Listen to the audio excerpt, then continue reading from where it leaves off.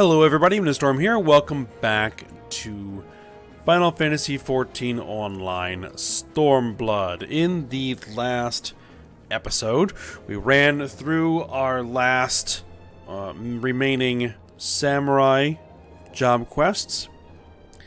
Got that all dealt with, had our showdown with Ugetsu and defeated him. So that is all taken care of, and Samurai is ready to go for Shadowbringers, should I decide to level it all the way to 80. Still not entirely sure about that, but it's done and ready to go. So all of our jobs that I currently have 270 are done. I have not worked much on Machinist that we unlocked a while back, and I'm not sure I'm going to actually get to it for a while at least. At least not until we're all the way through all of the Shadowbringers story content. So, yep, that's what we've been working on. Now, I have been mentioning over the last few episodes that we're going to be doing something different. We're not going to be heading back into the Stormblood main story yet. The post-initial Stormblood release through all the various story expansions as it headed towards the actual Shadowbringers major expansion. Because I want to take care of at least one thing that I think is going to be important to have gone through for the Shadowbringers story. And I think this is as good a time as any to take care of that before we move into the subsequent events after the liberation of Alamigo. And that is running through the Crystal Tower storyline. The Crystal Tower was the first 24-man raid dungeon series that was released for A Realm Reborn before Heavensward. After the initial release of A Realm Reborn, and as as the patches proceeded, leading up to Heavensward, one of those released the Crystal Tower raid dungeon. So we're going to be proceeding through that. There is a bunch of quests to go through, some story, and we're going to go ahead and play through all that because the Crystal Tower features prominently in Shadowbringers. So I think it'd be a good idea to play through that, and I would suggest that players who are working their way towards Shadowbringers at some point take some time to do the Crystal Tower content leading up to Shadowbringers at some point. It doesn't really matter when, just at some point along the way once you're past level 50 to go ahead and do that because it matters. So that's what we're going to do. And to get that started, we're going to go ahead and we're going to talk to this outlandish man over here, who, if we've been paying attention to the story that we've played so far, looks somewhat familiar, if you look closely. That's, oddly reminiscent of Nero Tolskeva. And this, again, was released after the primary scenario for 2.0 or A Realm Reborn, where the last time we would have seen him would have been in the Praetorium. So this would have been before all the stuff with Omega at the end of Heavensward.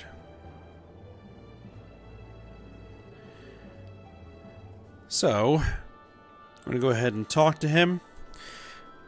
This is an oddly garbed man visiting Revenant's Toll, has some information which might be of interest to an experienced adventurer. We're going to accept that. Alright. Do I know you? Unless I am very much mistaken, you are the famed adventurer who bested the Garlean Empire's general, are you not?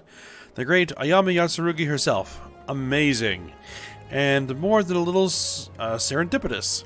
One might even call it fate. But I but recently received word of a truly unique opportunity. You see, an opportunity the like of which none but one of your proven worth could take advantage. The reward? Not less than the accumulated knowledge of a fallen civilization. The risk? A single misstep could cost you your life. But what is a little danger to a storied hero such as you? A woman with absolute confidence in her own abilities stands to profit handsomely from this venture. No, I crave no recompense for my part in bringing this opportunity to your attention. The historic discoveries you shall make will be reward enough, I assure you. If my words have fanned the flames of your curiosity, then I bid you seek a man by the name of Rambros at St. Coinac's Find. It is he who stands at the doorway to untold marvels, awaiting the arrival of a champion bold enough to march across the threshold. Alright. Well, we'll see what role he ends up playing later on. Alright, I think I will be playing as Warrior for this, because we've been doing a lot of Dark Knight, so we'll go back to the good old Warrior, because that's what I was playing back during the time when this was actually relevant content.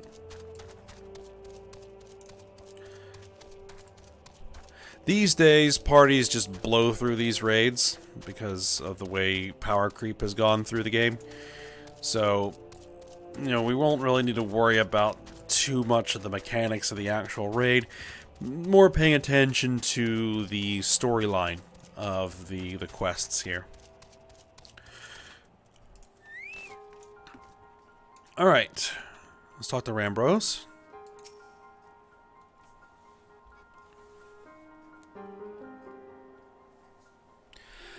Why, if it isn't Ayami Otsurugi herself.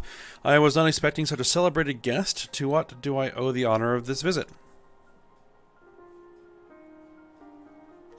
Right, you were directed here, you say, by a man clad in foreign garb. Well, the opportunity he spoke of must surely refer to our latest anthropogeographical endeavor. Quite how I came to know of it is another matter. All knowledge of this project was supposed to be restricted to my organization.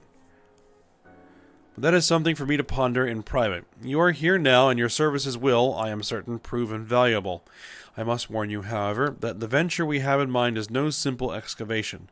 An unprepared or incautious adventurer could very well find herself on an unplanned and unpleasant journey to Thal's solemn halls. Knowing this, do you still wish to lend us your cooperation? Well, of course. Right, I rather thought you would say that. Your courage is scarcely a secret. Now, the first... Ayame, I thought it was you. Okay, who's this? Ah, Sid. What brings you to St. Coinac's? Don't tell me. The Alliance has sent you to another realm-shaking, history-making mission to lay low an apparently insuperable foe. Yes? No? Ah, I see you two are already acquainted. That is well. Master Garland, our intrepid hero here, caught wind of the forthcoming expedition and has kindly pledged to assist us. She has she? Glad to have you aboard, Ayame. You don't have the faintest idea what you volunteered for, do you? Very well, let us begin at the beginning.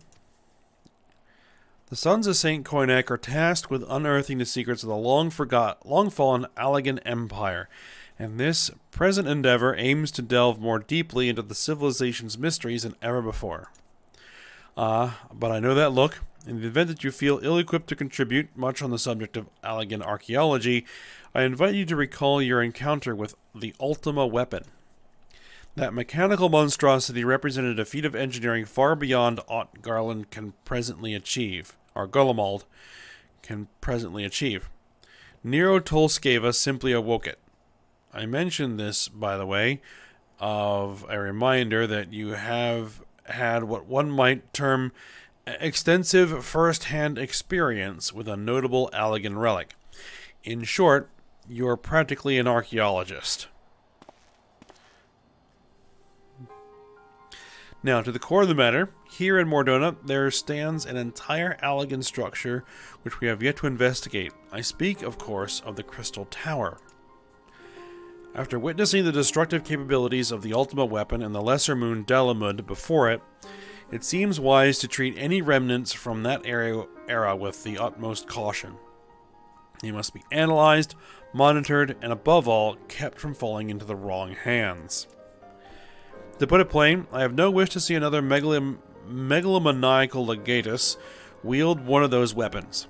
It was this thought which first moved me to contact the Sons and propose that the tower be explored.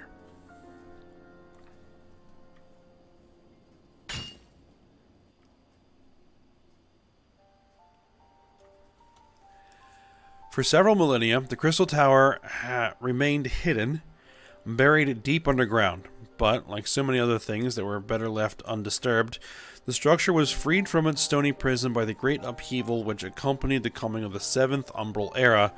It now stands revealed in all its splendor, a gleaming spear of crystal pointed at the bosom of the heavens.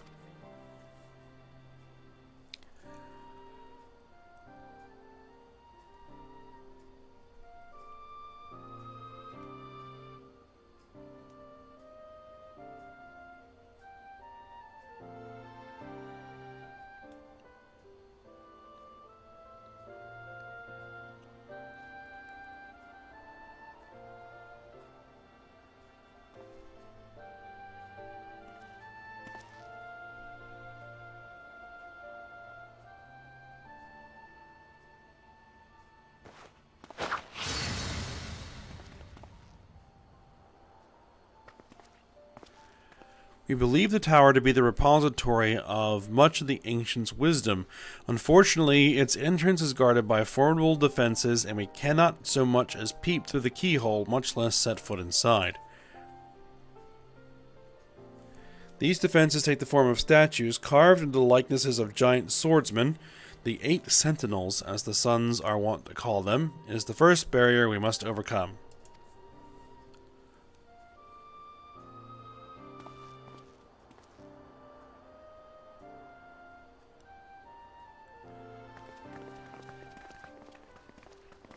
Why not simply fly over them in an airship, you ask? It has been tried before. Any vessel that ventures too close to the tower is blasted out of the air. We either destroy those statues, or the front door is forever beyond our reach.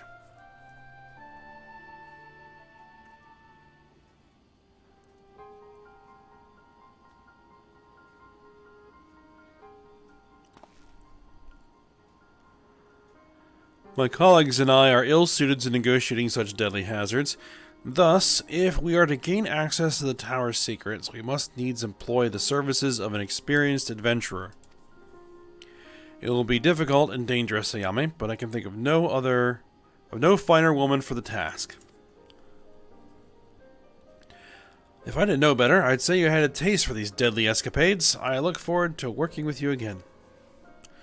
Alright, there's much and more to be done before we can begin the expedition proper. Take some time to prepare yourself, and I shall explain the challenges that lie ahead. Alright, so got the rundown of the situation there. We need to figure out how to get past the front gate before we can get into the tower. Alright, so let's talk to Rambros and see what he wants to have us do here. Alright, our first objective is to reach the entrance to the Crystal Tower. As I previously mentioned, however, that will prove no easy task. The entrance is guarded by powerful defense mechanisms, each utilizing one of the 4 elements of fire, water, wind, or earth. Anyone attempting to simply stroll past these unsleeping sentinels invites swift obliteration. Based on Master Garland's analysis, however, we are reasonably certain that the attacks of these lethal contraptions can be reflected using a crystal of the corresponding element. Naturally, these crystals must be of surpassing clarity, free of the slightest impurities, much like the flawless specimens used by the Beastmen in their primal summoning rituals. Mayhap I should have said exactly like the specimens they use. Were there any other way, we would not task this of you, but we need someone to enter the Beast Tribe strongholds and liberate their perfect crystals. For the moment, I would have you focus on obtaining 2 of the 4 crystals we require. Pray make for Lenosha, where both the Sapsa spawning grounds and Ugamoro mines are located. You may be certain that the materials used in the Beastmen's sacred rituals will be well defended. Whether you choose to venture there alone or with companions, I shall leave to your discretion. But whatever you do, please be careful. Alright. So we need to go grab these crystals, and we need to head to La Noscia. I guess we can start with the Ugamoro Mines, which is out here in Outer La Noscia. So let's go ahead and teleport over there. And then we'll walk in there and take the stuff, because we are such a high level that nothing in there should attempt to attack us. And if it does, we'll just smash it.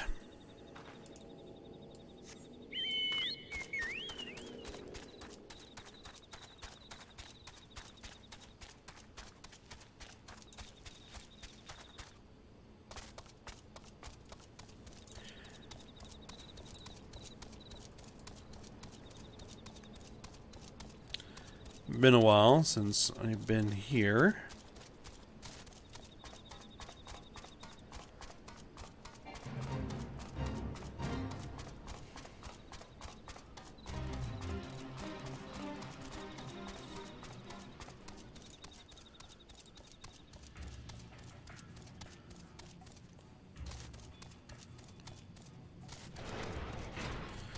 Alright, there's our destination. Let's go ahead and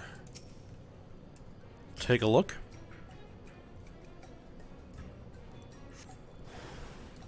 Ah, hostile presence.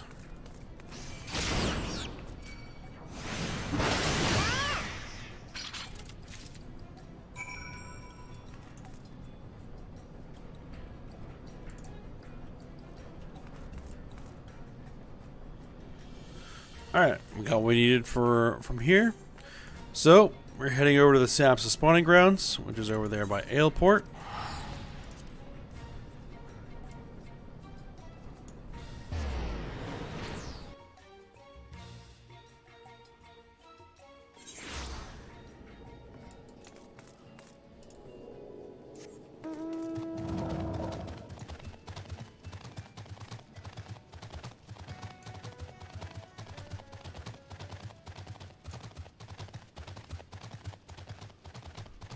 I guess we'll ride Midgard somewhere over there.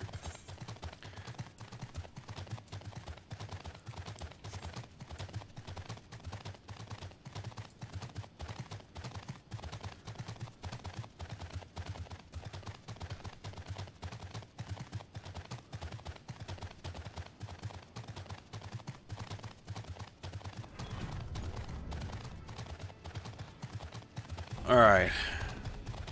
Now it's a bit of a maze back in here. So I need to consult my map for a bit. Okay.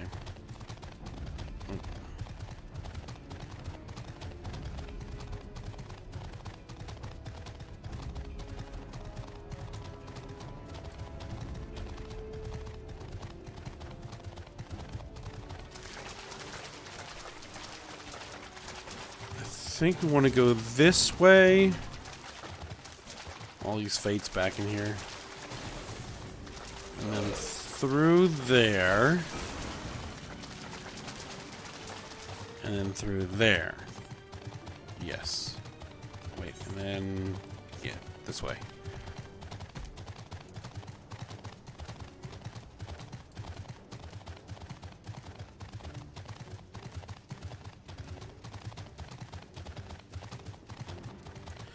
And there's our destination.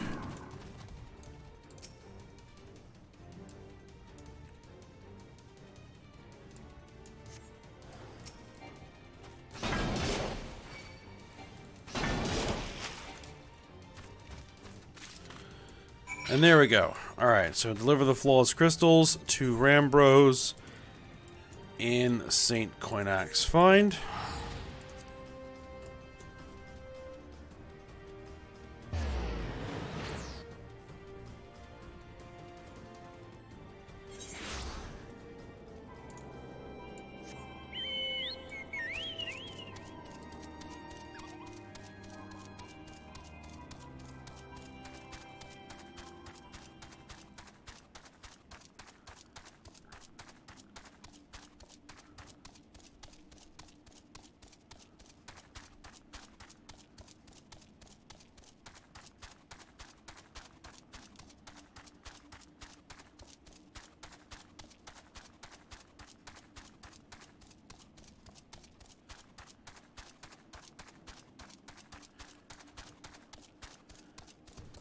Alright, here we are.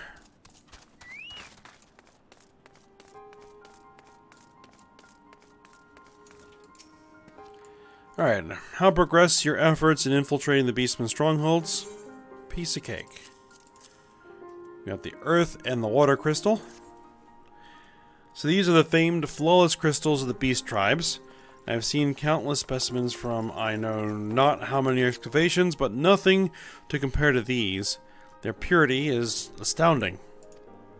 You've done well, Yame. With these in our possession, we lack only the crystals of fire and wind. The former lies in Zaharak, the war camp of the Amalja and Thanalan. The latter in Natalan, the roost of the Ixal in the hills of Kurthus. You expect them to be as closely guarded as the first two, if not more so. Still, I look forward to receiving word of your resounding success. Alright, let's head into the Amalja. Head out to Thanalan.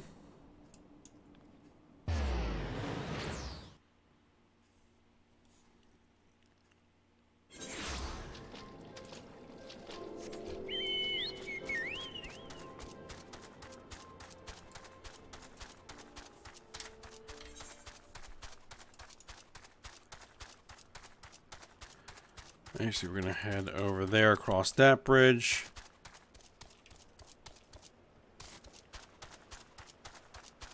And then we'll head over there.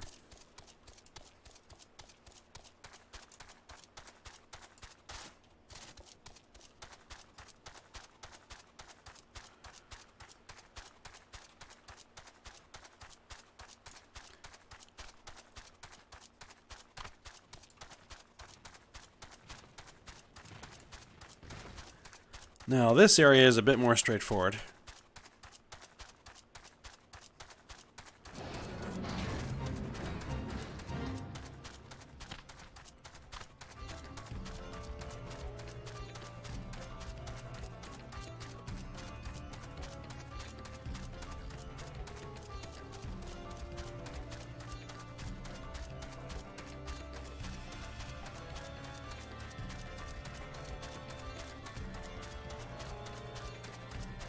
Oh wait, it was back there, wasn't it? There it is. I just completely missed it. I was thinking it was deeper in, so I just wasn't even really thinking about it. Alright, there we go.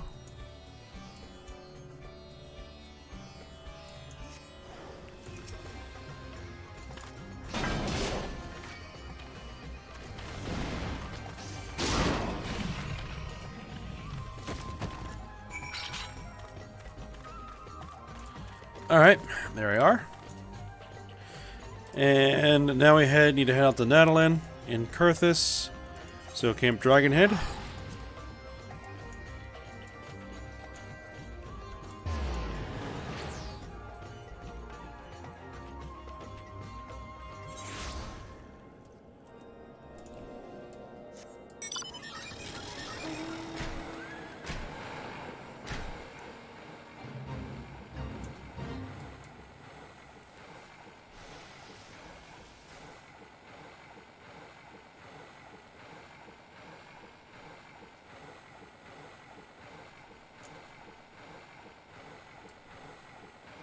Now, this place is also a bit of a maze. But fortunately, we're not going to have to go in very far. Which is good.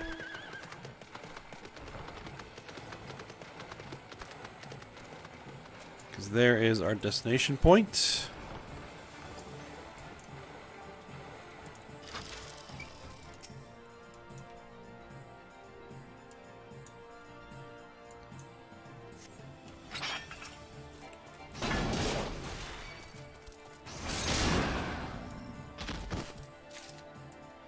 Alright, piece of cake. So back to St. Coinac's Find. And let's turn these in.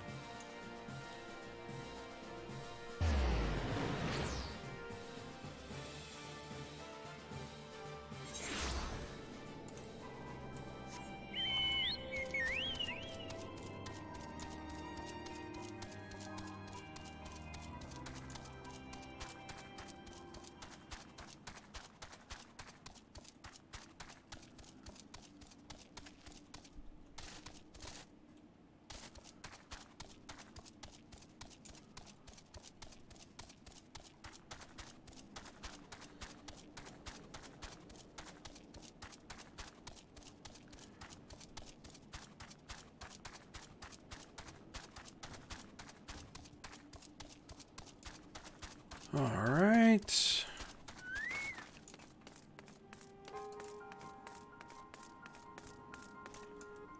Ambrose. Alright, Ayame. It is good to see you. Tell me, were you able to obtain the remaining crystals from the Beastman? Indeed, I was. Wonderful. With all 4 crystals in hand, we are now ready to proceed to the next stage of our preparations. I hope I did not give you the impression that we would be embarking on our journey to the Crystal Tower just yet. Alas, there is another step which must be completed ere we come to that. While the crystals you acquired are indeed flawless, they are of little use to us in their present form. If they are to reflect the elemental forces of the tower's defenses, they must needs be cut and polished. A process which calls for a very particular set of materials. Procuring them will be a challenge in itself, I fear. Needless to say, we will be requiring your services once again. Alright. So, we now need to move on to the next quest. Shape the crystals. Right, the flawless crystals you procured are, for us, are to retain their elemental purity during the shaping process. A very specific set of abrasive substances will be required. Well, I say substances, but one might just as well call them one substance, namely aether sand, which has 4 elementally aspected varieties. Alas, aether sand is neither common nor cheap. Indeed, it is not unusual for the abrasive to exceed the value of the precious stones it is used to polish. Given the rarity of the materials in question, the Goldsmiths Guild in Alda seemed the likeliest place to purchase the quantity we require. When I contacted the Guildmaster, however, I was informed that no aether sand was currently available. Though I requested that word be sent as soon as new stock came in, I have yet to receive aught but apologies. I should mention at this point that I placed the order sometime before you procured the flawless crystals. I am well aware that acquiring aether sand is no small feat, of course, and I am not an impatient man, but I fear the more we delay our investigation, the greater the risk that the tower's secrets may fall into the hands of other, less savory parties. That is why I wish to entrust you with the payment for our purchase, and send you to speak directly with the Guildmaster. Serendipity. Mayhap the presence of such a distinguished personage will spur the Guild into action. In any event, it is my hope that when next we meet, you will have found at least one of the 4 varieties of aether sand we require. Alright, so we need to head out to the Goldsmiths Guild in Alda. Now, what I think we're going to do is just go ahead and end this episode here. My throat is getting really scratchy and dry, so talking is getting harder. So I'm going to go ahead and take a break here, even though it's a little earlier than I typically run. Or a shorter episode than usual. So, we will continue with this quest when we come back and see if we can actually get into the tower. Next episode. So, for now, hope you guys enjoyed it. Thanks for watching. Go ahead, like, subscribe, and comment, and I will see you next time.